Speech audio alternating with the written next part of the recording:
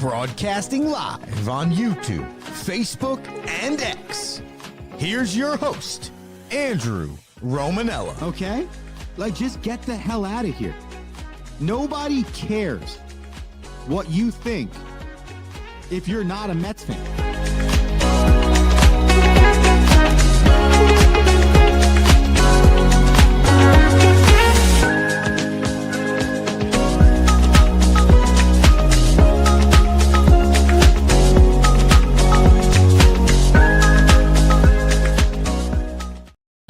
What's going on, everybody? Welcome in to a edition of the Rome Show, broadcasting live on YouTube, Twitter, X, Instagram, and Facebook. I'm your host, Andrew Romanella. I got you for the next 30 minutes, 40 minutes, 45 minutes, however much time we feel it takes to bring you through our headlines on this Wednesday, January 21st, 2026. It is 7:16 in the state of New Jersey. It might be 16 degrees as well in the state of New Jersey. Why this coffee is so close to my heart. The Rome Show can be found on youtube.com/the Romanellas. That's youtube.com/the Romanellas. Please make sure you head there and you hit the subscribe button. That is gigantic for the show. youtube.com/the Romanellas. Hit subscribe. The Rome Show 1, Twitter, X, Instagram, the Rome Show 1, the number 1, Twitter, X, Instagram. Follow there. Also gigantic for the show. ogfacebook.com/the Rome Show. Everyone loves Facebook. You have to have a Facebook to have an Instagram, and an Instagram to have a Facebook. So they coincide, right? So you might as well follow the Rome Show on both the Rome Show podcast, wherever you get your podcasts, or if that makes it easier to share with a friend. You can write into the show, by the way, just like our good friend Dave Titer has written into the show. Good morning, David. Thank you for tuning in. I hope you are staying warm right now while you listen to the Rome Show and work your bleep off.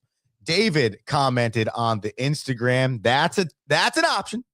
Or YouTube, Twitter, X, and Facebook. Hey, we're talking Hall of Fame today. We're talking National Football League hirings. We're talking a lawsuit in college football. The schools are starting to clap back on the players, the transfer portal, and the NIL, which we need to get into. The Knicks are not in a good place. They're calling players-only meetings with half the season left. That's not a good thing, okay? And they had one of those after getting beat by the lowly Dallas Mavericks, shorthanded Dallas Mavericks nonetheless. So we got to break down a lot today, starting with the Hall of Fame. Yesterday, Andrew Jones, Carlos Beltran, and the extension of a month ago, Jeff Kent, were officially introduced as the 2026 Hall of Fame class, or officially would be them getting put in the summertime, but you know what I mean. Andrew Jones, Carlos Beltran, and Jeff Kent. So this is a two-part conversation here, ladies and gentlemen. The first one is about who Andrew Jones, Carlos Beltran, and Jeff Kent were as baseball players. Because the second part of this conversation is no disrespect, none, because I ain't a Hall of Famer. I'm not even a professional, so I understand. No disrespect to Andrew, to Carlos, and to Jeff. But if this is our class of Hall of Famers, what conversation are we really having around Barry Bonds, Roger Clemens, Manny Ramirez, Alex Rodriguez? Because these were really good baseball players. Andrew Jones, 10 gold gloves. Awesome. Okay? 5 All-Star games. Awesome. 1 Silver Slugger. 434 homers. 1,218 RBIs. That is a really good career. I don't believe that is a Hall of Fame career. Was he Could he be considered? Is he arguably the best center fielder of all time? The argument could be made, especially defensively. I'm not doubting that. And I also don't want to discredit the defensive side of the game. Okay. But if I put these statistics up on a board on this radio show with no name attached or associated to it, and I said, do you believe these are Hall of Fame numbers? I don't believe I think you'd say yes. Maybe I'm wrong. I could be crazy. Okay. But all three of these guys feel to me like players that should end up right on the outside looking in. But that's not the case. And so the first part of the conversation is a congratulations to those guys. I know it sounds hypocritical, but it's the truth. No matter what I think, if you get inducted into the Major League Baseball Hall of Fame, the National Football League Hall of Fame, the National Hockey League Hall of Fame,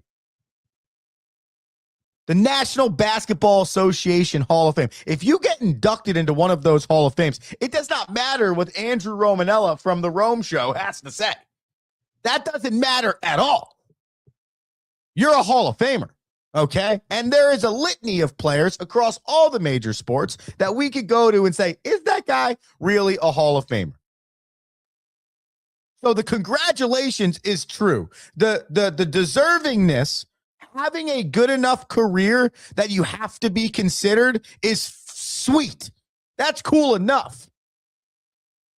But for me, in terms of the Hall of Fame, the best players of all time, the greatest ever, I don't believe the three of these guys necessarily fit that category.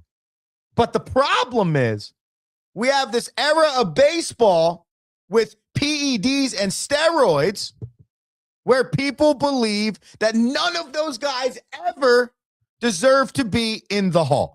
Well, then you take a look at the next guy inducted, and that's Carlos Beltran. 9-time All-Star, 3-time Gold Glove Award winner, 2-time Silver Slugger, 435 homers, 320 stolen bases. Awesome career. Really awesome. Different but similar to the Andrew Jones career. But Carlos Beltran, if you remember correctly, was could have been the head of one of the greatest cheating scandals in Major League Baseball history with Houston Astros and the trash can banging. So you're going to tell me that Carlos Beltran, who then didn't get the managerial job of the Mets because of the falling out of the cheating scandal, banging on trash cans, because of his involvement in it. Him, Alex Cora, AJ Hinch, all three of them out of baseball for at least a year. The players didn't get punished, but those three did.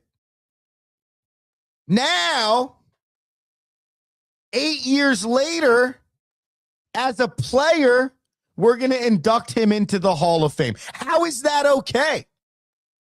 So, Pete Rose, who didn't bet on baseball while he was playing the game, he bet on baseball while he was coaching the game. Why then did we hold him out of the Hall of Fame for the entirety of his career? And he actually deserved to be in there. That's the problem here. It's not about whether or not Carlos Beltran deserves to be in from a baseball standpoint, though that's also a conversation that should be going on. The real conversation is, how hypocritical is this? So Barry Bonds, who truly never tested positive for steroids, truly never did, comparative to the likes of the Andy Pettits and the Alex Rodriguez's and the Jose Cansecos and the Sammy Sosas. Barry Bonds, name showed up in some places, had some sketchy things going on. Never tested positive for steroids. Greatest home runner of all time. Possibly one of the 5 best baseball players you've ever seen when you really break it down. And we're gonna shut the door on him, though. Okay? But Carlos Beltran, who we openly said, we know you helped this team cheat like this, come on into the hall with your Hall of Very Good statistics. I'm sorry, that I have a problem with that.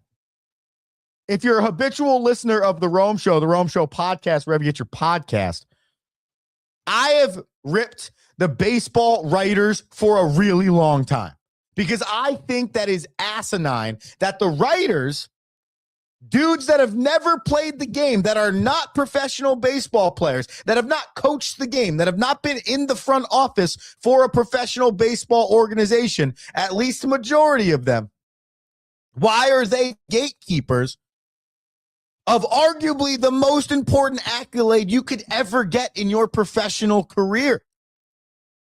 Those are not the right people to be gatekeeping the Hall of Fame, as shown by this decision.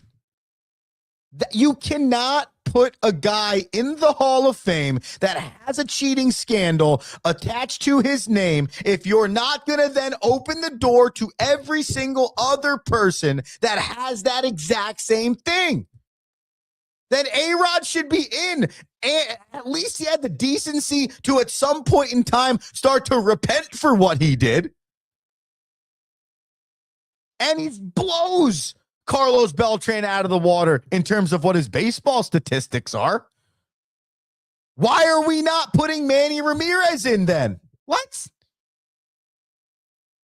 And to finish, the best part about this entire conversation is the guys that are being held out of the Hall of Fame for their PED use. Though I understand, ladies and gentlemen, that it is quote unquote illegal. I quote unquote it because it was not illegal then. Bud Selig and Major League Baseball wanted the steroids in baseball. They wanted the home runs. They wanted the excitement. They wanted the power. They wanted Mark McGwire, Sammy Sosa, Ken Griffey Jr., Barry Bonds. They wanted these guys crushing homers. There's a real argument to be made that the PED steroid era in baseball is really the reason why 27, 28, 29 years later, Major League Baseball still has a pulse. Because baseball, 3 times in my life, at least, has faced a downtick and problems. Multiple times in my life, the CBA's coming up. We might have a lockout. Baseball's getting boring. Fans are more interested in other sports. This happens in this sport. And at the time, those dudes brought the game back. They made the game exciting. They did what baseball needed them to do. And the commissioner of the league and everybody else, commissioner, by the way, who's been voted into this Hall of Fame, we're good. They let it go. They let it go until it became a problem. Somehow, some way, it pissed somebody off, or the wrong person, or the public started getting annoyed, or whatever it was. And then all of a sudden, now what we allowed or turned our head to for the 10 years prior, now, if you did that, even though we knew it was going on, even though we kind of supported it because it was good for the game, now screw you. Now you're out of the game. If you're a Hall of Famer, you can't be a Hall of Famer anymore. I can't get on board with the lack of consistency in the rules of the most sacred place in the sport. It's ridiculous. And it all starts with the writers. But if Carlos Beltran is elected into the National Baseball Hall of Fame, And he was a direct connection with the trash can banging scandal of 2018 Astros versus Yankees, then you have now kicked the door wide open for anybody, not just a specific area. You can't determine, hey, this was only a little bit. Oh, well, he was the assistant. Shut the hell up. He was a part of it. He cheated. In baseball, if that happens, you're like, you can't, get him out. But yet not certain people. And not the greatest people in the game. We'll give the very good players, we'll give them a pass. But the guy that had a home run record in Major League Baseball, nah. Another dude that hit 600 bombs, nah. How about the greatest hitter of all time? Nah. We'll wait till he dies. That now his ban's over. Oh, okay. It's ridiculous. And every year, the voting for the National Baseball Hall of Fame comes up and gets me fired up about what the hell this process is. And this year, you give me Jeff Kent, you give me Andrew Jones, I still stand up here and tell you the writers are stupid, and that's a dumb way to vote for the National Baseball Hall of Fame. But you add Carlos Beltran into that mix, now you're just being the most hypocritical, sacred place, which is a wild statement to be. By the way, Jeff Kent, pretty good career, 290 hitter, 1,518 RBIs, 377 home runs, 4-time Silver Slugger, 5-time All-Star, 2000 National League MVP. So give me your thoughts. YouTube.com/The Romanellas, Twitter, X, Instagram, The Rome Show 1, Facebook.com/The Rome Show. And again, it's not a conversation of slighting these dudes for being inducted into the Hall of Fame. That's not the conversation we're having here. Okay. The conversation we're having here is if you let one, you must let them all. You can't have it both ways. We're going to have it both ways on the Rome Show before the commercial break and after. When we get back, we're going to go through a litany of headlines for the people, including a lawsuit between Duke quarterback Darian Mensah and the athletic department. Mike McDaniels has landed as an offensive coordinator somewhere. The NCAA golf champion makes some big news, and the Knicks hold a players-only meeting. Never good. We're going to break that all down on the backside of this break. Andrew Romanella, stay with us here on The Rome Show.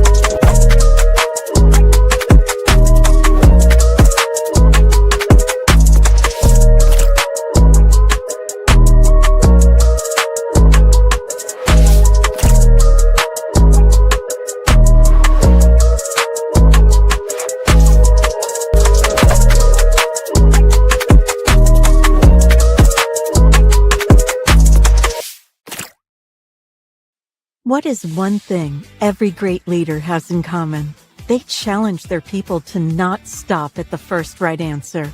Titan Malugnuts is a leadership book that will teach you how to move past the first right answer with entertaining and detailed examples founded in real-world concepts and experiences. Accelerate towards your professional goals with Titan Malugnuts, one of the best leadership books available.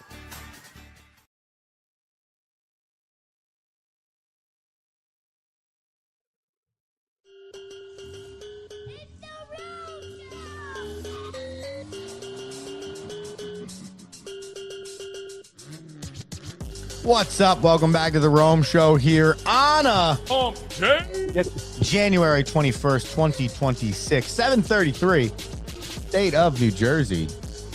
Thank you for joining us. If you are listening or watching live, you can do that on youtube.com/The Romanellas, Twitter, X, Instagram, Facebook, The Rome Show 1. Be sure to hit subscribe. Be sure to follow on all of those sites for us, please. We love the followers. We love the engagement. By the way, you can engage on this show by commenting on any of those locations. We're talking a plethora of sports, a charcuterie board, if I may. Let's throw the music on and let's get it started with the current situation at Duke University. So, for the last bunch of years, okay, the transfer portal has become more and more of a conversation in college sports, but most specifically in college football. You got scenarios where teams are in a playoff race and kids are entering the transfer portal. You have a scenario like last night where the brother of Fernando Mendoza wins the national championship as the backup quarterback to his brother. Less than 24 hours later, has already committed to transfer to Georgia Tech. Well, then the other side of this thing is the gross side of it, which is players trying to manipulate both sides of the fence, or even coaches like Lane Kiffin trying to manipulate both sides of the fence. Well, Duke quarterback Darren Mensah is the second in the line of quarterbacks in the last month to commit back to the current school that they play at. In this case, it's Duke University. The last example was the Washington quarterback a few weeks ago.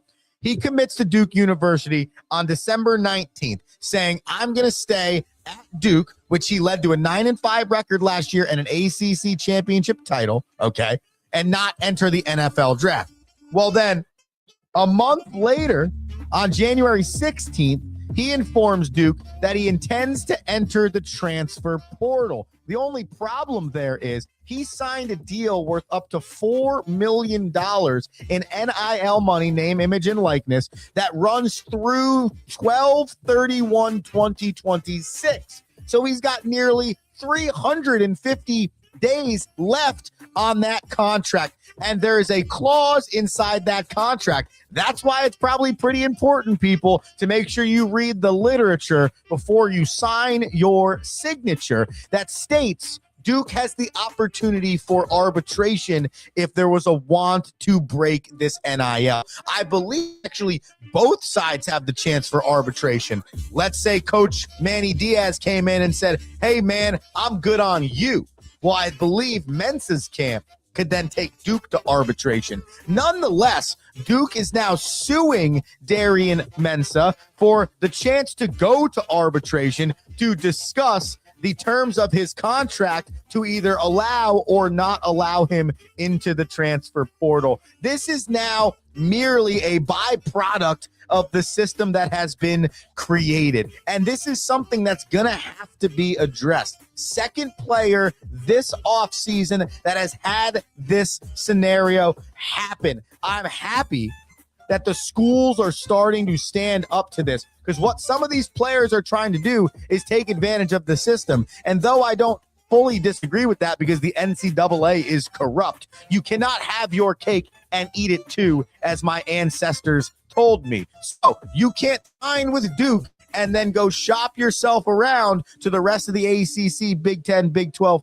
SEC. That's not how this works. Good for Duke's athletic administration and good for their support staff in standing up to this situation. Now, what's it going to result in? Why would you even want the kid at Duke if that's the case? However, it still needs to happen, because it can't be what players are doing. By the way, last year, Mensah, 3,973 passing yards, 34 touchdowns, 6 interceptions for the Blue Devils. We continue get headlines with a wild story coming out of the NCAA golf ranks. And here is what that story is. Champion from Ole Miss, okay, Michael Lasasso, has decided to forego his exemption into the Masters in April this year for winning the NCAA championship,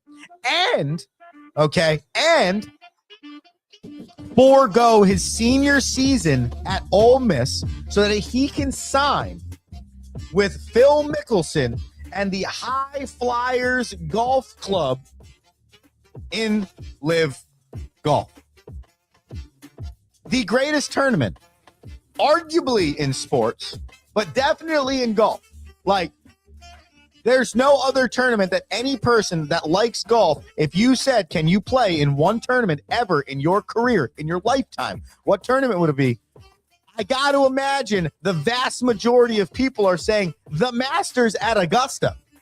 And this dude won the NCAA tournament and chose to bypass that exemption and then bypass his senior year.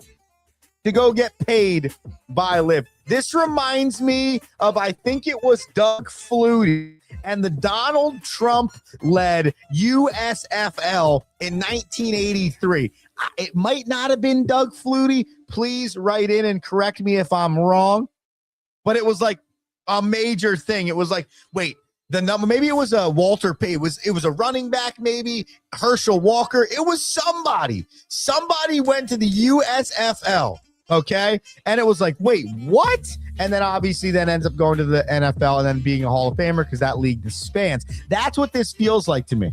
Okay. And I don't know how good this Michael Lasasso guy is going to be long term from a professional golf standpoint. Played in 6 PGA Tour events this year, missed the cut 5 times. However, I believe at the US Open went 75 in his first 2 rounds, which I got to be honest with you, that's impressive in my book. Nonetheless, a different conversation starts to happen. Is this the new wave of golf? You got a guy like Brooks Koepka last week to leave Liv, take the sanctions, and come back to the PGA Tour. But now you have the best golfer in college golf electing to say, screw the PGA Tour, screw the game's greatest tournament. I'm going to Liv. That's a serious problem for the PGA Tour. That is a serious problem because all I know about 23-year-old dudes is they love social media. If they're that good at their sport, they already have a gigantic following. And now you're creating a path and a generation of kids that want to think about making that decision. Whereas for the last 150 years, no cap, last 150 years, it was win the NCAA tournament, play in the exemptions they give me, go to the PGA Tour. Different world in 2026. We'll see. Is it the Brooks Koepka path, or is it the Bryson DeChambeau, Phil Mickelson, and now Michael Lasasso path? Time will only tell. I can say this, though. You want to give me any type of money to play golf? I'll play in Saudi Arabia. I'll play in Japan.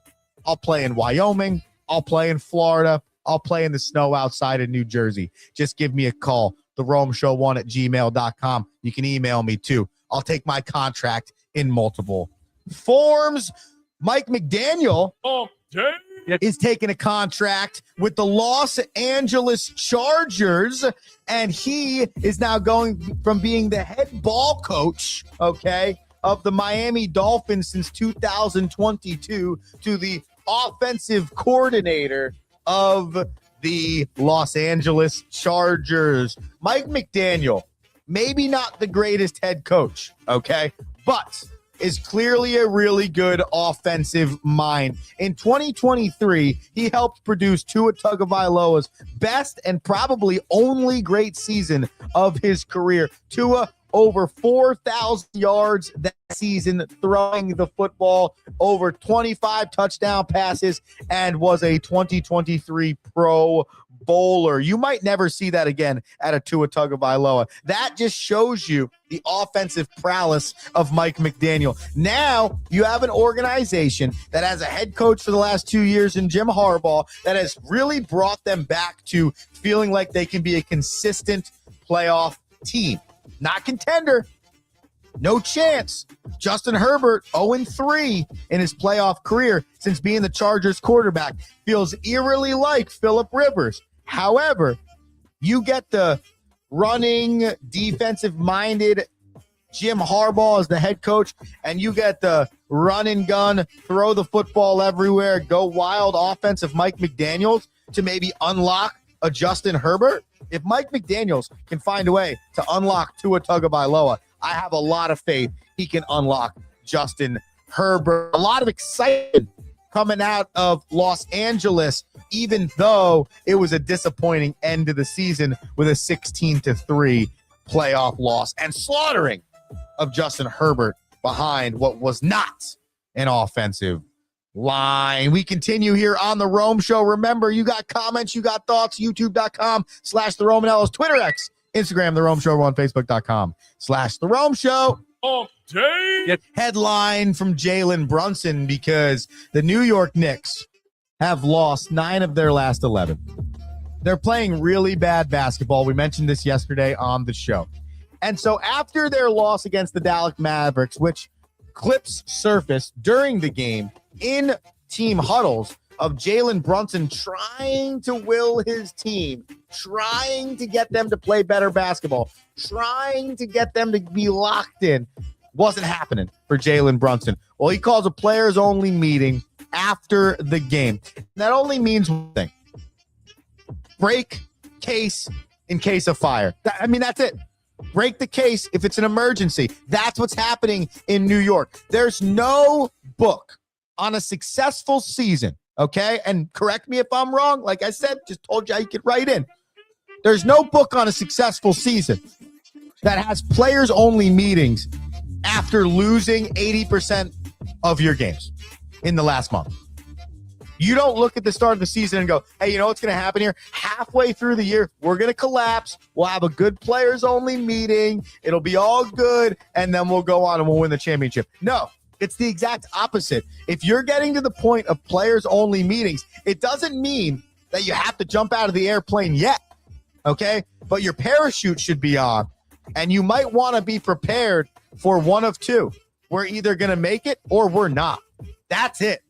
It's up or it's down. It's black or it's white. It's not really going to be a scenario, usually, at least in my opinion, not really going to be a scenario where now the Knicks all of a sudden become the Oklahoma City Thunder and they start blowing everyone out the water. No. And the other larger conversation here is this it? Is this the team that you believe can bring New York a championship? Last year, they got you to the Eastern Conference Finals.